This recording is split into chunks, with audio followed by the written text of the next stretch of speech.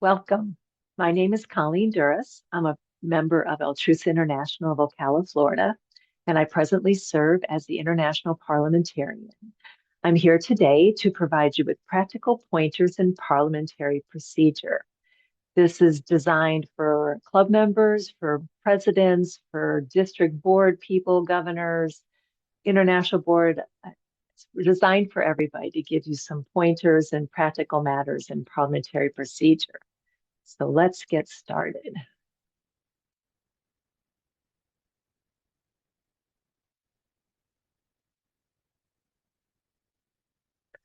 Okay, so I've named this Practical Pointers in Parliamentary Procedure for Altrusans. I have done closed captions in Spanish, so I hope that that works and they're helpful. I would love to get feedback to know if that was beneficial for you all. I've also decided to put some different kind of pictures in my presentation. I'm an attorney by trade, and one of the attorneys in my practice area, when she does presentations to the general group of us, she likes to put her vacation pictures in there when it's a topic that maybe not everybody is interested in, or it might be a little dry. So I thought that might help out with parliamentary procedure since it's not the most exciting topic in the world. My starting picture is that of the Grand Canyon. I thought that was appropriate for parliamentary procedure because, well, it's pretty old, like parliamentary procedure. It's pretty vast. You can go down one path and go off to another path and keep wandering around, kind of like walking through Robert's Rules. So um, that's why we've got the Grand Canyon there. So when we're talking about the presiding officer, you want to be prepared for your meeting, whether you're chairing an international board meeting, a district board meeting, or a club meeting, or even a committee chair. You want to make sure you have all your tools. That made me think about the Albuquerque Balloon Festival that I was at, that I went to one year, with all those balls up in the air, all those balloons in the air. So for the presiding officer, you want to make sure you have your previous agendas and minutes of previous meetings so that you can see what should be coming, what has happened. That'll help you guide for your meetings. You want a copy of your bylaws, your club bylaws. You probably would, district and international bylaws are probably good to have in your toolbox. Policies, club policies, international policies, district policies, all those may have some impact upon you, and any procedures that you may have, and any correspondence. So you want to pull all that together and make sure that you have it as a resource. You don't have to bring it to every meeting, but just so you have that information available to you. To start a meeting, you want to start with an invocation. If you're going to do something like that, they always say that it should be God before country. So you would do many Altrusa meetings, you would start with the Altrusa Grace. Then, of course, you have the Pledge of Allegiance to the flag. I have represented here a US flag, Canadian flag, and the New Zealand flag. So you want to have that as part of your opening ceremony to say at your meetings. And you may want to do an Altrusa accent. You want to make sure that you have a quorum. You, as the presiding officer, are responsible to determine if there's a quorum. Just a little tidbit that you may not be aware of. According to our standard club bylaws in Altrusa, the quorum for a club meeting is 1/3 of the active membership. So that's a little different than most quorums. But just be aware that as long as you have 1/3, then you can take votes at your meeting. If you're under that 1/3, doesn't mean you can't have a meeting, you just can't vote on anything. So we also look at a standard agenda. I would recommend having an agenda for all your meetings. It's helpful for the chair to follow that. It's also helpful for the members to know what's coming. This is everything that would be in a standard agenda. Some of these things may not apply, but the first is, of course, to call the meeting to order. That's once you've established there's a quorum. If by chance you don't have a quorum, you can still call the meeting to order, but just make note that you don't have a quorum to take a vote on anything. You may do an adoption of the agenda. That doesn't always happen at a club level meeting, but at other meetings it does. For instance, at a conference or a convention, the adoption of the agenda is actually the adoption of the program, and that's adopting your agenda for your entire conference or convention. Sometimes you may have a reading committee that you appoint, the people that will be reading the draft of the minutes after the meeting before it goes out to the general membership. And you may also have parliamentary procedures that you adopt at the meeting that those typically restrict or state how long people can talk on subject matters, how often they can talk on subject matters, and how long a discussion may last on subject matters. Um, the first part of business typically in a meeting is the approval of the minutes. So with approval of the minutes, you do not have to have a motion for those. It's okay if you do, but if they've been sent out ahead of time, the chair can just ask for if there's any corrections to the minutes. And then if there are no corrections, the chair can simply state that the minutes are approved as presented. If corrections are made, then the chair would state the minutes are approved as corrected. So you don't necessarily have to go through the whole motion process. Then typically correspondence would be submitted to the group or shared with the group. And then there's the various reports. If there was any board action or officer action, they would report to the membership. If there's reports on the standing committees, they would report. In our club bylaws, there's 4 standard committees. They are service, membership, development, communications, and finance. So your club may have more committees than that. I know mine does. We typically just present them in alphabetical order, but you do have a part of your agenda would be all your committees making their reports. If there's any special committees that have put together, they would be on the agenda to make their report. Then there's the category of unfinished business. It's not old business, it's unfinished business, and it's not always on the agenda. Unfinished business should really only be on the agenda if you know you have unfinished business, and that is the job of the chair to know whether that exists. And typically you would know that because of your previous meetings. Your previous meetings would show whether there's something that's carried over. And if that's the case, then you would have that category. If you don't have that category, I would suggest you do not put it on your agenda and you never ask for unfinished business because, again, that's something that the chair would be aware of that exists. Then you have your new business category, which of course you open up the floor to any new business. You may also have a program. This may be a meeting where you have a program. And so that would be at the time of your agenda. Now, of course, all of these things can happen at different times. This is just kind of the standard agenda that Robert's rules set forth. But you could start with your program and do your committee reports later. It's all up to whatever you all want to do. After your business is taken care of or your program is concluded, then there's typically room for announcements and then the adjournment and the benediction, the altrusa benediction, or however your club closes their meetings. Oh, this picture, this is in Hawaii. I thought with the tiers of the different waterfalls, it kind of went with the agenda and all the categories that you go through. So minutes are an important part of your meeting. And so it's important to have them taken in a manner that they reflect what was done at the meeting and that they're a good historical document to document what went on. So you have that for future. So they should always contain what kind of meeting it was. Of course, the name of the group, which of course here is Altrusa, the date and time and the meeting place, if it's not always the same.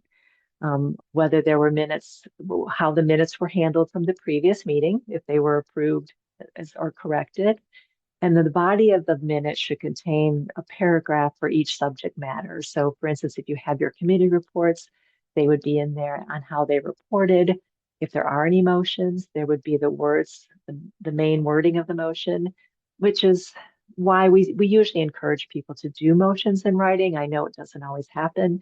But that does make it easier on the secretary taking the minutes and also on the presiding officer. That the wording of the minutes, who made the motion, and then if it was seconded, debated, if it was amended, how all of those things were handled should be reflected in the minutes. You don't have to go into a lot of detail. You don't have to say if it was debated what every person said during the debate, only if there's some pertinent information that feels like it should be in the minutes to show why the result was the way it was. The information could be there, but not each person and what they said and how it was, what they said about the category. And then, so all of those should be covered. And then the last paragraph should state, of course, the time of adjournment. You should always include the signature of the secretary. If there is a counted vote for any motion, what the number of those votes are. the name and the topic of the guest speaker, but not necessarily everything they said. Um, Maybe just a brief summary of their remarks. You don't have to go into the whole detail. You just need to remember that approved minutes are the official record of the proceeding. Minutes should contain what was done at the meeting, not what was said at the meeting. The name of a seconder is not included unless it's ordered by the assembly. So typically your motion would just say who made the motion and that the fact that it was seconded. And that if there are any corrections to the minutes, they always appear in the original minutes. So if the minutes are presented and someone corrects them, then that original minute set will be corrected. The corrections won't be noted in the next minutes for the previous minutes, if that makes sense. So moving on from just general starting the meeting in minutes, we'll talk about general motion information, which is the heart of parliamentary procedure. This is a picture from the Epcot Garden Festival, Art and Garden Festival. And so I thought this was appropriate for motions that just shows all the different little levels of motions and what we go through. This is a table of motions, or what we call the table of motions. It tells you what the main motions are, what the motions are, when they can be made, if they have to be seconded, if they're debatable, if they're amendable, what vote is required, and if they can be reconsidered. Everything starts with the main motion because that brings business to the assembly. And then after the main motion, we have some secondary motions, some that are subsidiary to the main motion and some that are privileged. So, and we have them, they rank they rank in order, so to speak. So we start at the bottom at a main motion, which is not in order if someone else has the floor. So if there's something else going on, someone can't bring a main motion to the floor. When they do make a main motion, it has to be seconded. It is debatable, it is amendable, it's a majority vote required, and it can be reconsidered. The next motion in line is the motion to postpone indefinitely. And that would have to be brought as soon as the main motion is made. If it's brought, it's really brought to kind of kill that motion and not take it any further. It's typically, it's defined by being that it is made because it's an embarrassing main motion. So I'm not really sure, to be quite honest, what that would entail, but it's something that's not appropriate for the group. And so it's made and it can be seconded. It can be debatable. It's not amendable. It takes a majority vote. Beyond that, you can amend a main motion, and that too, when someone else is talking, you can't bring the amendment, but if it's open, no one's talking, you can bring an amendment. It must be seconded. It is debatable. It is amendable. It takes a majority vote, and it can be reconsidered. And we have the motion to commit. So the way it's in order, if you had a main motion on the floor and someone immediately brought a motion to commit, you couldn't go back. Someone could not bring a motion to amend the main motion while that motion to commit is on the floor being discussed. You can't kind of go backwards down the ladder, let's say. So they rank in order when you can bring them. Commit must be seconded, can be debatable, can be amendable, majority vote, and it can be reconsidered. Moving on the list, we have postponed to a certain time. That's when you make a motion to take the matter and set it up to come back at another time, or to go to another time, another meeting typically. And it does take the same, can be seconded, debatable, amendable, majority vote, can be reconsidered. We have the motion to limit or extend limits of debate. If you are in a group that has a set time limit for debating, like we do at International Convention, and you get to a point in time where the time has run out, you make a motion to extend that time. And then the group can decide whether or not they want to do that. It must be seconded. It's not debatable. You don't go into debate about it. It can be amendable. So for instance, someone could amend it to add more time or add less time. It does require a 2/3 vote. And the reason it requires a 2/3 vote is you're actually imposing upon the membership and taking away their rights to speak, or maybe you're limiting their rights to speak. So it's 2/3 to make sure that that's really what they want it to do. Previous question, that's also known as call the question. So for instance, down below, we had the motions to amend, to commit. Well, if one of those is going on, but somebody raises a previous question, they have the right to do that because it ranks above those motions and it needs to be considered. It must be seconded. It's not debatable. It's not amendable. And it is also a 2/3 vote. And again, it's a 2/3 vote because when you call the question, in essence, you're saying you want to stop debate.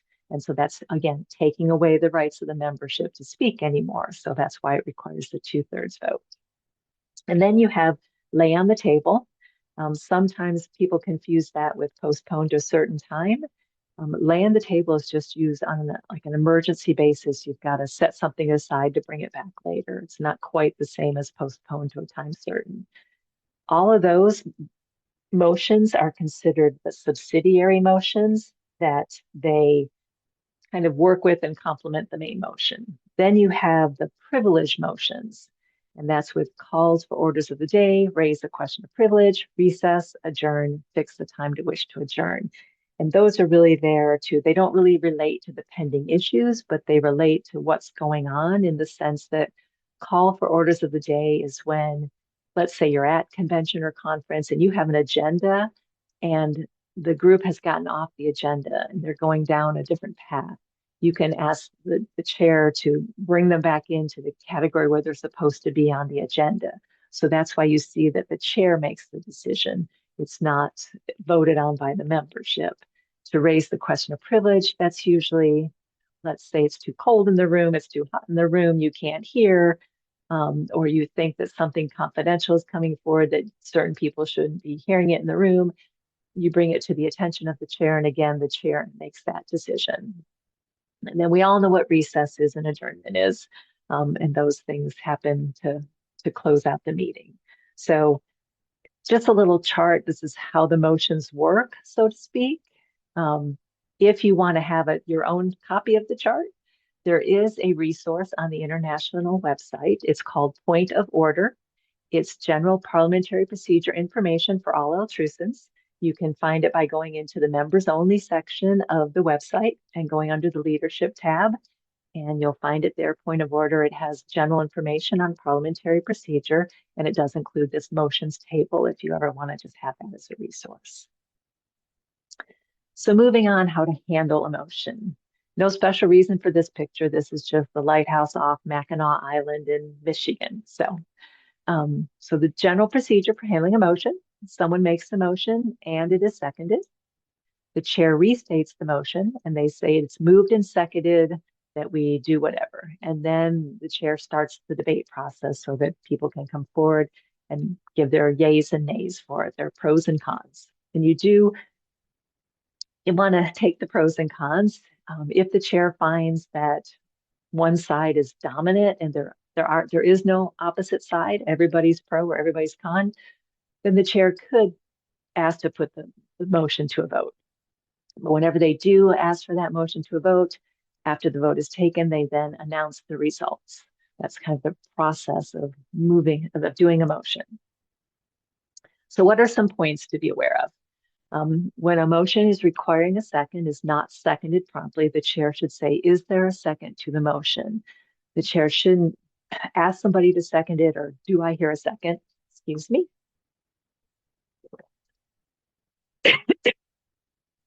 So just ask for a second.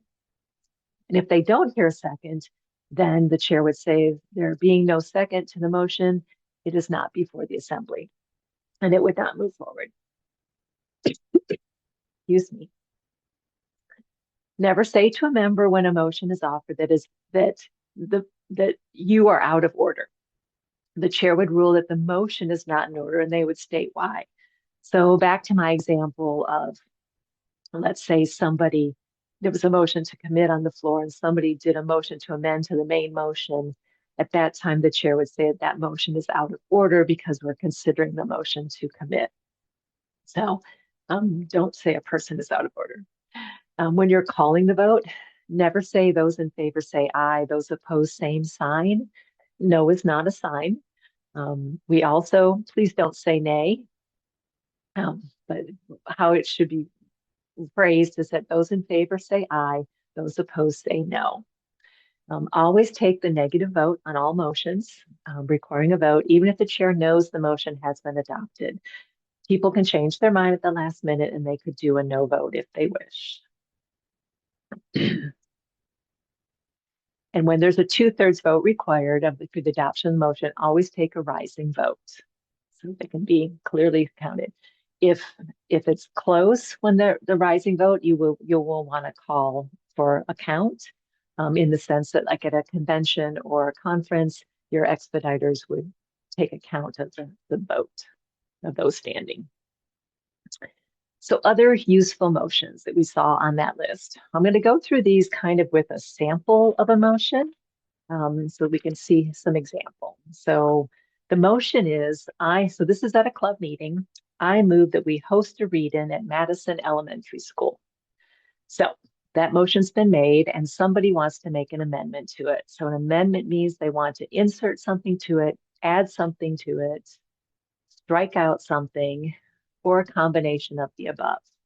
So for instance, on this motion, I move to amend the motion by adding the following language after school and provide a book to each student. So our member is trying to amend the main motion to provide a book to each student. So they can do that because this amendment is germane. So it's in order. It has to be closely related to or bear to the subject of the main motion. It can't introduce an independent question or be hostile or defeat the original motion. So here we are adding to the motion about doing a read-in and then providing a book to each student. So that's in order to do the motion to amend. At that point, then the chair would start taking discussion on the amendment only. So if anyone started discussing the actual fact of doing the read-in, that's not appropriate at the time that the motion to amend is on the floor because they're only talking about providing a book to each student. So next choice, and I forgot to talk about my pictures. My pictures here are from the Denver Botanical Garden. And I thought it kind of the garden of motions. Each little setting of flowers or whatever represent a different motion. So the next motion we have is to commit or refer.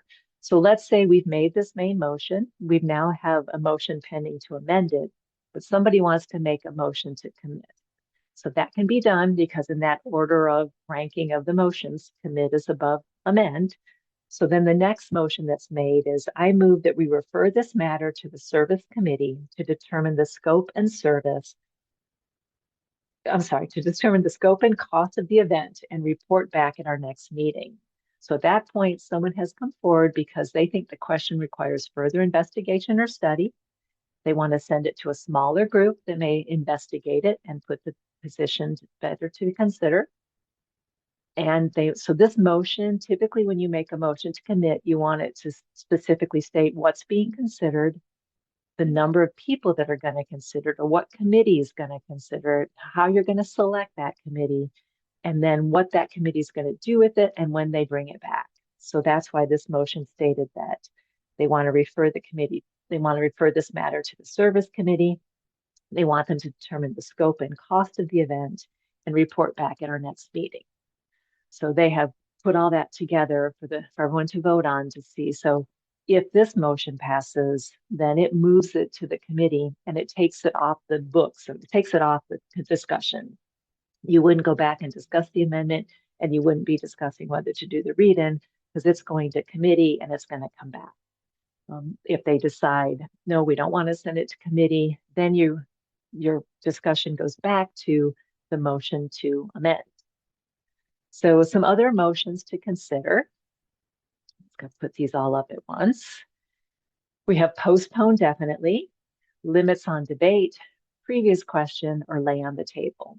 So for instance, with our discussion we were just doing on the motion about the read-in, you could, let's say the motion to commit fails and they don't want to send it to committee, it comes back to the discussion and you're now back on the amendment to that main motion. Someone could do a motion to postpone this item until the fall. So that would be saying that, okay, I like the idea, but we don't want to do anything further until fall. So that would be a motion they could make at that point in time.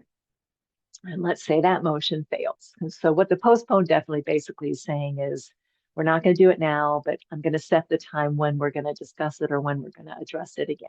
So it could be down the road at a different meeting.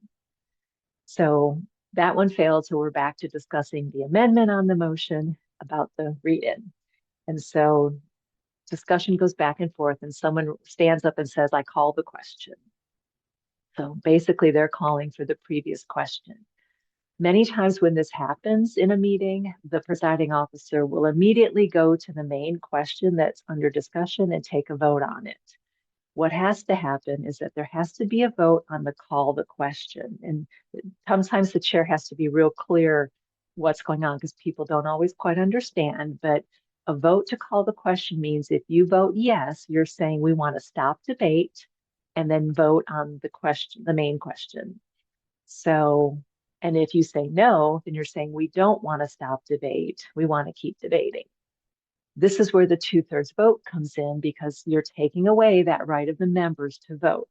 So if somebody calls the question and you take a vote on call the question, and the answer to that vote is yes, we want to call the question, then you go back to whatever question you're debating. In this case, we're still on the amendment to the main question. So that means at that point in time, the motion to amend is taken up and a vote is taken on it. If that passes, then you go back to the main motion. But at this point in time, your main motion should read, I move that we host a read-in at Madison Elementary School and provide a book to each student because you've amended that main motion. And then you would start a debate on that motion to see how that goes. So, and at any point in time when there's an amendment, you can amend the amendment. So if someone had wanted to say, and provide a book to each first grader at the school or each first through third grader at the school, they could try to amend that amendment. And then, of course, for that discussion, you'd have to take the discussion on the amendment to the amendment before you take it on the other amendment. You can't amend a third time, so there's only the 2 layers you can do. But that's why it's important to write these things down so that the chair and everyone can keep track of them. Limits on debate, that typically comes up in a conference or a convention setting where you have time limits on when you can talk, who can talk, and how long you can talk on subject matters. And you may go over those times. So this allows you to extend them. Again, this one is a 2/3 vote because you are changing the rights of the members to speak. Finally, lay on the table. This is a motion that should only be used to set aside something temporarily when something else of immediate urgency arises. It could be that something is happening in the meeting that's going on that you have to you have to lay it aside while that gets taken care of first and then bring it back. It's not the same as when you postpone to a time certain. So there's a little difference in them, but that's the way it takes care of those. So things to remember.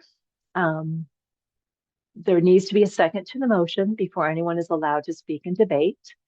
The maker of the motion should always be allowed to speak first on the matter.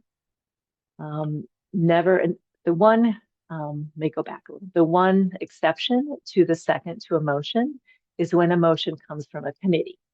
If a motion comes from a committee, it doesn't require a second, but you have to be sure that the person making the motion is a member of the committee and that they're a voting member of the body. So in your club, there's no issue with them being a voting member of the body because everyone is, but they have to be a member of the committee to make the motion on behalf of the committee. If you're at a conference or a convention, they have to be a member of the committee to make the motion on behalf of the committee, and they have to be a voting member of the body. So they have to be a delegate. So at convention or conference, that would be an actual delegate assigned by their club, a board member, a district or an international board member who has a vote, a past governor who has a vote. If they are not one of those categories, then even though the matter is coming from a committee, it should be, the motion should be made like a regular motion and seconded because the person making it doesn't have the authority on behalf of the committee. And as the chair, you never fail to declare the result of the vote. You always want to say what it is and what's going to happen because of that vote. So let's say they pass that they move to host the read-in at Madison Elementary School and provide a book to each student. The chair would probably say at that time whether the service committee will take charge of it or what's going to happen from there. A member who abstains from voting has voluntarily relinquished his or her vote, is not counted in the results. The chair is not required, it's not acceptable for the chair to call for abstentions. Chair only calls for the yays and the nos on votes. And at all times when you're the chair, you want to be tactful, you want to be courteous, you want to be firm and impartial, so that everyone feels comfortable in the chair's fairness, and that they're not, you never want to be accusatory toward anyone. You just want to explain in your best way available why things may be out of order. It's nothing to do with the person. So electronic meetings, I do a little bit on this only because they're not so new to us anymore. But we want to make sure that parliamentary procedure is followed as much as we need to. So Robert's Rules has also changed with the times. Robert's Rule says that as long as conditions of opportunity for simultaneous oral communications among all participating members equivalent to those meetings held in one room area. So basically, oral means that they can hear, they can speak. So basically, as long as everyone can hear what's going on, everyone can speak their mind and have their say said, that it'll constitute a meeting. And that so some mass conference call, video conferencing, where everybody can participate meets this definition. So these little pictures here, all of these pictures are from when we had convention in 2013 in New Zealand. Passed with care, and the little, I think it was like a trash truck going by. I just thought that was very quaint and cute, and kind of with considering other people at the meeting and all, we should all pass with care. So the participants would be whoever normally would attend the meeting. You want to be able to establish a quorum, so you're going to have to know, someone's going to have to keep track of who's there. If you have a quorum there, and you have to watch to see if people are leaving or not. So you want to make sure that someone is tracking that. If it is for a convention type, a conference type meeting, or even just maybe a board meeting, you may want to have rules adopted as to speaking and everything, just like you would. For voting, when a voice vote is taken, if you can clearly see it's a majority or clearly know it's a majority, that's no problem. You can call it. You may even want in Zoom participants to have a hand raised. It might be a little easier sometimes. And that if you're in a setting where some members are eligible to vote and some are not, then you want to make sure only the eligible voters are voting. If your voice vote is not clear, you can do a roll call vote. You can do the raising of hands. Of course, you can always do a ballot. And you have to be cognizant too, if it's 2/3 consideration, how you're going to do that. And here also is more New Zealand pictures with the give way sign, their yield sign. So the good news is Robert's rules are there to help the business of the assembly flow. They're not meant to hinder any progress. I want to be as flexible as possible with Robert's rules.